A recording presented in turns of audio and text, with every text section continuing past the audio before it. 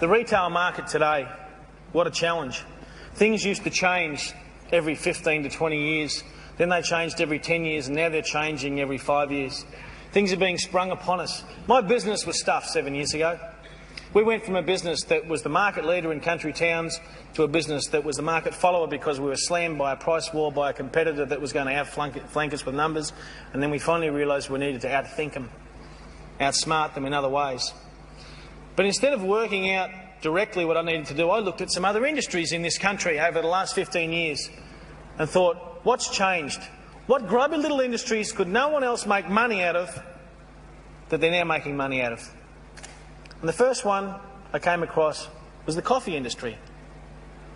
I can't remember anybody in the last 10 to 15 years saying, you know what, it's a real bastard. There's not enough coffee shops.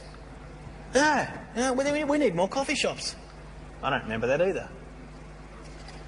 But why is it that the whole country is being overrun with coffee shops?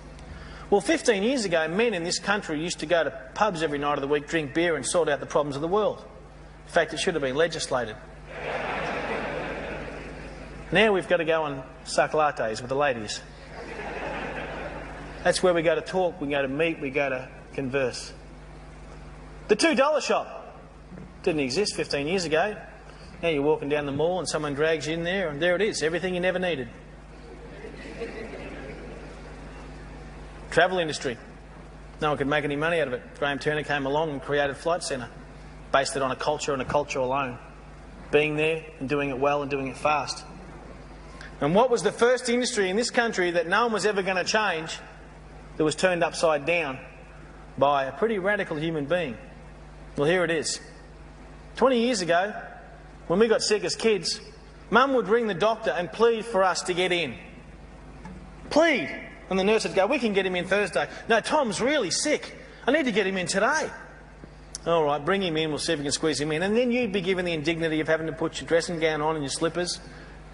And you'd go down to the doctor's clinic, and there you were, sitting in this little tiny area with these grubby little seats and this small room with a hard vinyl floor, and there was like a dozen people packed into this tiny room, and they had spots on them, and they had disease, and they were coughing, and they were spluttering. And I mean, you sat there for an hour, and if you went sick when you walked in, you were dying when you walked out.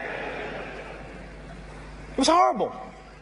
And then the doctor would pull in the back lane in his 500 SL Merc after having 3 bottles of red for lunch and letting everybody wait for 3 hours.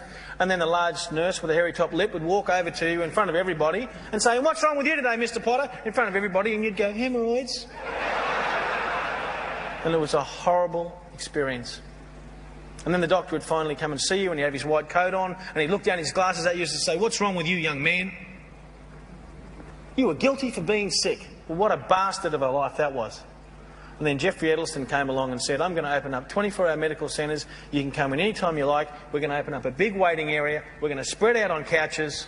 We're going to have a guy sitting there playing the piano so you're not stressed. And then when the doctor finally came to see you, he didn't have a white coat on. He changed the industry. And I had to apply this thinking. What am I going to do to my business? Am I going to be my father? Am I going to see it not change and crumble?